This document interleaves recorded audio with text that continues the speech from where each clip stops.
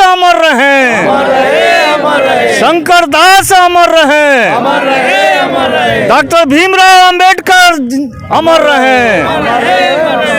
जीवन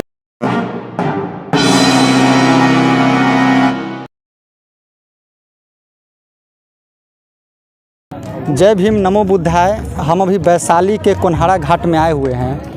यह कोन्हारा घाट है जो एक लोकसभा क्षेत्र होने के साथ साथ एक तीर्थ स्थली भी है और यहाँ पर लोगों के सब बराबर आते रहते हैं।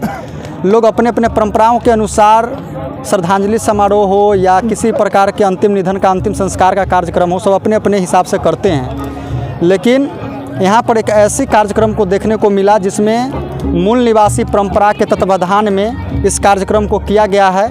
यहाँ पर कुछ बुद्धिजीवी लोग जो है, वामसेप के लोग भी है।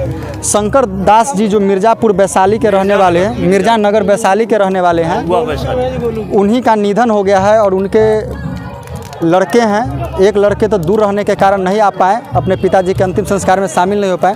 दो लड़के आपके सामने जो नीले वस्त्र में मिल जाएंगे।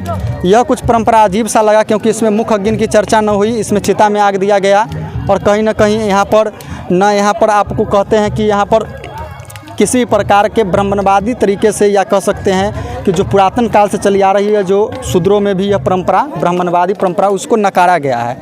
यहाँ पर पहले हम बात करेंगे, हमारे साथ एक सर हैं और शंकर दास जी के भाई हैं, उनसे छोटे हैं।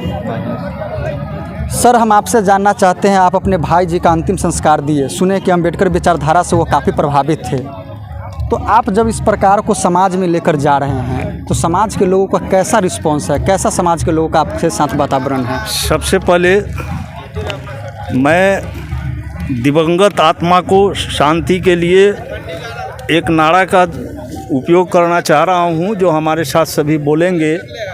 शंकर दास अमर रहे, शंकर दास अमर रहे, शंकर दास अमर रहे, डॉक्टर भीमराव अंबेडकर अमर रहे। जीवन मरण सत्य है, सत्य है, सत्य है, जीवन मरण सत्य है।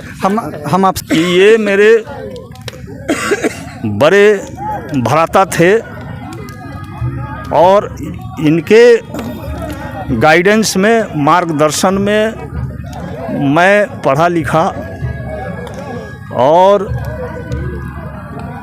अब मैं रिटायरमेंट की अवस्था में, सेवानिवृत्त होने के बाद अपने ग्राम में पहुंचा हूं। इनका अंतिम संस्कार करने के लिए इस स्थली पर उपस्थित हुए हैं हम सभी। और ये इतने कर्मठ व्यक्तित्व के थे कि ये किसी के नज़दीक ज्ञान के बल पर किसी के नज़दीक झुकते नहीं थे और ब्राह्मणवादी व्यवस्था के खिलाफ, मनुवाद के खिलाफ ये समाज में अपने को प्रदर्शित करते थे। इसलिए इनको नास्तिक शब्द से भी लोग पुकारते थे कुछ हमारे ग्रामीण।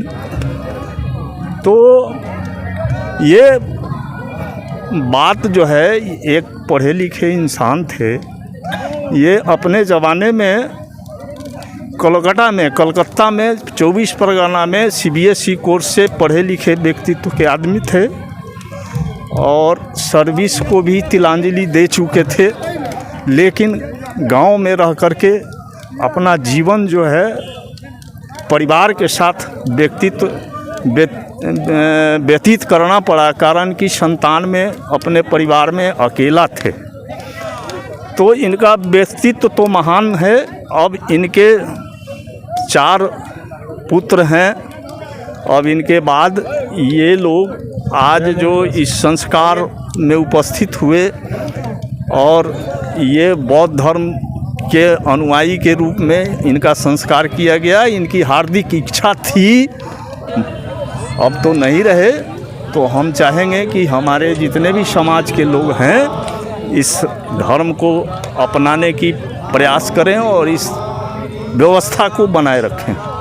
तो यहाँ पर कहना था कि वो हमेशा अम्बेडकरवादी विचारधारा को फॉलो करते हैं। कहीं ना कहीं इनके बड़े भाई थे, इनके विचार से उन्होंने प्रभावित थे। अम्बेडकरवादी विचारधारा को अपनाना बहुत ज़रूरी है। इस प्रकार के कई सारे कार्यक्रम में हम कोन्हारा घाट को विजिट किए हैं। बहुजन समाज के लोग अब कहीं ना कहीं जागरूक हो रहे हैं, सैद्धांतिक हो रहे हैं। सैद्धांतिक होना ज़रूरी है, अपने सिद्धांत पर चलना ज़रूरी है। यहाँ पर उनके इस दुख की घड़ी में उनके लड़के से बात करने के हम लोग प्रयास करेंगे। वह करना चाहेंगे तो करेंगे, अगर नहीं करेंगे तो कोई ज़बरदस्त। आपके पिताजी की यह आखिरी इच्छा थी और आप लोगों ने बौद्ध रीति रिवाज से किया था। आपको डर नहीं लगता है कि मेरे पिताजी को स्वर्ग मिलेगा कि नहीं मिलेगा?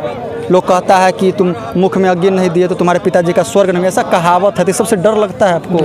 ये सबसे डर नहीं लगता? नहीं लगता है। आप पिताजी के बात से प्रभावित हुआ करते थे? करते थे। कहाँ तक आपकी पढ़ाई लिखाई है? मैट्रिक है। मैट्रिक किए हुए। आप सर? छठा। आपका क्या परिचय है, नाम क्या है सर? मेरा नाम हुआ सुबोध कुमार। आप कौन हैं? इनके क्या नंबर के लड़के हैं? दूसरे मैं तीसरे? सबसे छोटा हूँ। सबसे आप छोटे हैं। पिताजी का यह कार्यक्रम हुआ, यह कार्यक्रम आपको अच्छा लगा? इससे आपको लग रहा है कि पिताजी जहाँ भी होंगे वह बहुत ही सुंदर और अच्छे अवस्था में अच्छे रहेंगे, उनका आत्मा की शांति मिलेगा। उनका इच्छा था कि बौद्ध इच्छा धर्म था। से, हाँ, कि बौद्ध हम धर्म जब से भी हमको कुछ हो हमको बौद्ध धर्म से ही कर संस्कार करना। तो यही एक इच्छा होता है माँ बाप को। एक यह भी इच्छा होता है कि हमारे बच्चे हमारे दिए गए रास्ते पर चले, तभी जाकर सही मायने में कहा जाए। तो आप अगर अपने माता पिता की इच्छाओं को जब तक पूर्ति नहीं करते हैं तब तक आप उनको सही दर्शन की कल्पना नहीं कर सकते। यहाँ पर साथ मैं अपने जो भी बहुजन भाई है, मैं ये नहीं कहता हूँ कि जोर ज़बरदस्ती से ये धर्म को अपनाना है। बौद्ध धर्म में जिन भी भाई को, व्यक्ति को जो समाज में है वो अपने इच्छा से आ सकते हैं, इसमें कोई जोर ज़बरदस्ती नहीं है। तो कहीं ना कहीं बहुजनों में जागृति का यह फल है, जागृति का ही कह लगते हैं कि एक आलोचना। आप जब तक किसी भी धर्म में रहते हैं, आलोचना उसको करते नहीं है, उसमें से गलती को निकालते नहीं है, तब तक आप किसी भी चीज़ को सही डायरेक्शन में सीखते नहीं हैं। कहीं ना कहीं शुरू से बहुजन समाज के लोग पीड़ित हैं, कहीं ना कहीं आर्थिक रूप से, मानसिक रूप से, जिस कारण से वह निकल नहीं पा रहे हैं। लेकिन जो भी लोग शिक्षित होकर शैक्षणिक रूप से आगे निकले हैं, तो कहीं ना कहीं यह मूल निवासी का कार्यक्रम है। और इसमें बुद्धिस्ट परंपरा को इसीलिए शामिल किया गया क्योंकि डॉक्टर B.R. अम्बेडकर बुद्धिस्ट परंपरा से प्रभावित हुए थे, बौद्ध धर्म से प्रभावित हुए थे, क्योंकि वह मानवता को सबसे ऊपर और शीर्ष पर रखने वाला अगर कोई धर्म हुआ है तो वह हुआ है बुद्धिस्ट धर्म। और यह बहुजन समाज के जो लोग हैं वह बौद्ध धर्म में इसीलिए आ रहे हैं क्योंकि यहाँ पर बौद्ध धर्म में बराबर का सम्मान है और कम से कम आर्थिक बोझ को बिना उठाए भी एक गरीब से गरीब भी लोग चाहेंगे तो अपने माता पिता का श्रद्धांजलि कार्यक्रम हो, शादी कार्यक्रम हो, किसी भी प्रकार के कार्यक्रम को सुसज्जित ढंग से कर सकते हैं। कोई कसर नहीं हो सकता है। तो वीडियो पर आप अपनी प्रतिक्रिया देंगे और जो भी इस चैनल पर बने हैं चैनल को सब्सक्राइब करिए। फेसबुक पेज पर है तो उसको फॉलो करिए और अन्य बहुजन में भी इसको शेयर करने का प्रयास कीजिए ताकि जागृति ही जल्द से जल्द आए और लोग अपने पुरानी परंपरा में वापस लौटे। जय भीम, नमो बुद्धाय। नमो